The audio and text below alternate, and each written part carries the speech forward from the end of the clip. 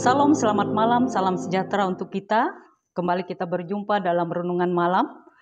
Bapak Ibu yang kekasih dalam Tuhan Yesus Kristus, adapun bagian firman Tuhan untuk kita bersama-sama belajar pada malam hari ini terdapat di dalam Amsal pasal yang ke-19 ayat 24 sampai 29. Namun saya akan mengambil satu ayat untuk menjadi dasar perenungan kita pada saat ini. Saya akan membacakan ayat yang ke-25, demikian bunyinya. Jikalau si pencemooh kau pukul, barulah orang yang tak berpengalaman menjadi bijak. Jikalau orang yang berpengertian ditegur, ia menjadi insaf. Demikian firman Tuhan. Yang berbahagia ialah mereka yang mendengarkan firman Allah dan yang memeliharanya. Amin. Bapak Ibu kekasih Tuhan, hari-hari ini banyak sekali terjadi peristiwa yang sangat miris kalau kita melihat bagaimana ketika anak-anak tidak lagi menghormati orang tua, anak-anak tidak lagi mau mendengarkan nasihat, tidak mau mendengarkan teguran orang tua. Bahkan ketika ditegur mereka akan membalas dengan satu hal yang menyakitkan. Bahkan ada satu peristiwa ketika seorang anak ditegur oleh orang tuanya karena dia melakukan satu kesalahan, maka ia berbalik untuk membunuh orang tuanya. Kemudian ada satu peristiwa juga seorang siswa ketika ditegur gurunya karena kedapatan merokok di sekolah, maka dia melakukan tindakan kriminal dengan membacok gurunya tersebut. Nah, Bapak Ibu yang kekasih dalam Tuhan, sungguh miris kita melihat kondisi seperti ini yang sangat mengkhawatirkan kita. Nah, memang ketika kita berbicara tentang teguran, menyikapi sebuah teguran itu dalam hal ini ada yang menerimanya dengan baik, senang hati, tetapi ada juga yang tidak dapat menerima itu dengan baik, atau ada juga yang merasa tidak terima ketika dia ditegur, dan mereka akan tetap mengeraskan hatinya, tidak mau mengakui kesalahan, bahkan malah jika ada yang menegurnya, maka dia akan melawan, tidak menggubris, atau seperti tadi di awal dia akan menunjukkan sikap yang tidak baik kepada orang yang menegurnya. Memang Bapak Ibu yang kekasih, tidak selalu mudah ketika kita menegur seseorang. Tidak selalu mudah menerima juga teguran dari seseorang.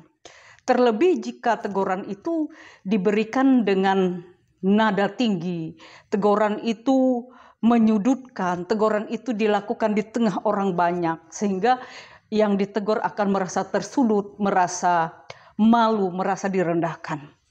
Nah, teguran menjadi hal penting di dalam pendidikan di tengah kehidupan kita terlebih, dan itu dimulai dari keluarga. Ada satu cerita, satu keluarga memiliki 2 orang anak, dan ketika anak-anak ini mulai bertumbuh, ada satu anak yang tidak pernah ditegur, bahkan ketika dia melakukan kekeliruan atau kesalahan. Tetapi ada anak yang lain yang selalu diingatkan, selalu ditegur ketika ia melakukan kesalahan. Nah, akhirnya setelah kedua anak ini dewasa, apa yang terjadi Bapak Ibu? Ternyata anak yang tidak pernah ditegur sama sekali dari kesalahannya menjadi anak yang egois, menjadi anak yang tidak peduli dengan orang lain, menjadi anak yang mau benar sendiri, menjadi anak yang pelawan, yang tidak hormat, yang tidak tunduk kepada orang tua. Nah, sedangkan anak yang selalu diingatkan dan ditegur sejak kecilnya, dia menjadi pribadi yang baik, pribadi yang menghargai, pribadi yang peduli. Nah, di sini kita melihat bahwa di balik teguran itu ada perhatian dan ada cinta kasih yang membantu manusia itu bertumbuh untuk lebih baik. Nah, Amsal pasal 19 ini secara khusus ayat 24 sampai 29 menegaskan bahwa teguran itu akan menjadi sarana yang mendatangkan kebaikan bagi diri mereka sendiri. Artinya mereka tidak perlu dipukul. Kata-kata teguran saja sudah cukup. Karena itu di sini penulis Amsal meyakini bahwa orang yang berpengertian itu akan menjadi insyaf jika ia ditegur. Dan orang yang berpengertian itu akan mau menerima teguran dengan bijak di dalam menyikapinya. Nah, dalam hal ini ketika seseorang itu dari kecil sudah dididik, dibina, karena itu di dalam bagian Amsal yang lain juga mengatakan didiklah anak muda selagi ia masih muda, intinya. Karena supaya ia tua nanti tidak menyimpang jalannya.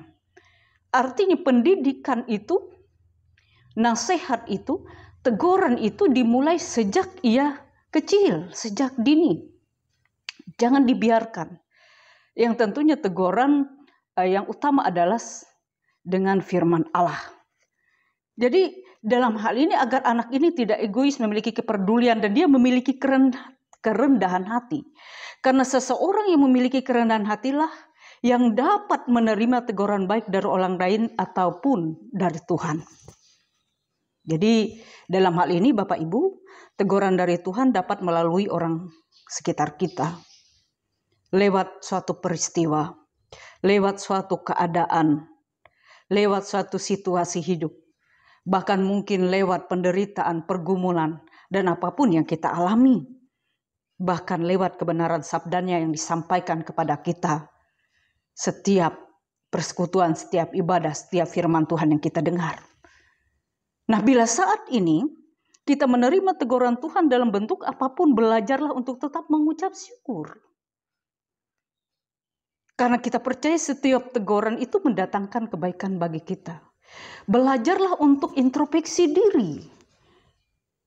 Kebanyakan kita justru melihat itu semua, lalu kita menyalahkan keadaan, menyalahkan situasi. Tetapi saat ini mari kita belajar bahwa ketika kita menerima teguran, kita bersyukur. Karena setiap teguran itu pasti mendatangkan kebaikan bagi kehidupan kita. Teguran itu akan membuat kehidupan kita jauh lebih baik. Karena teguran adalah bukti bahwa Allah itu mengasihi kita. Allah itu sangat peduli dalam kehidupan kita. Karena itu kerendahan hati, kelemah lembutan, penguasaan diri, penerimaan akan setiap pengajaran, setiap teguran firman Allah akan membentuk kita untuk bertumbuh menjadi pribadi yang indah, pribadi yang berkenan di hadapan Tuhan. Tuhan Yesus memberkati kita dan firman-Nya tidak akan sia-sia. Mari kita berdoa. Bapa di surga, di dalam nama Yesus kami mengucap syukur Tuhan pada saat ini. Buat kebenaran firman-Mu yang telah kami renungkan bersama pada malam hari ini. Mari ajar, mari didik, mari tegurlah kami, anak-anak-Mu. Karena kami tahu ketika Tuhan menegur, mengajar kami, karena Tuhan sungguh mengasihi kami. Sungguh Tuhan ingin kami lebih baik lagi. Sungguh Tuhan ingin kami menjadi pribadi yang tentunya seturut dengan kehendak-Mu. Semakin sesuai dengan apa yang Tuhan ingini. Terima kasih Tuhan, terima kasih. Kami serahkan kehidupan kami, keberadaan kami ke dalam tangan-Mu. Terpujilah nama-Mu, dalam nama Yesus kami berdoa dan mengucap syukur. Haleluya, amin. Shalom, selamat malam, Tuhan Yesus memberkati.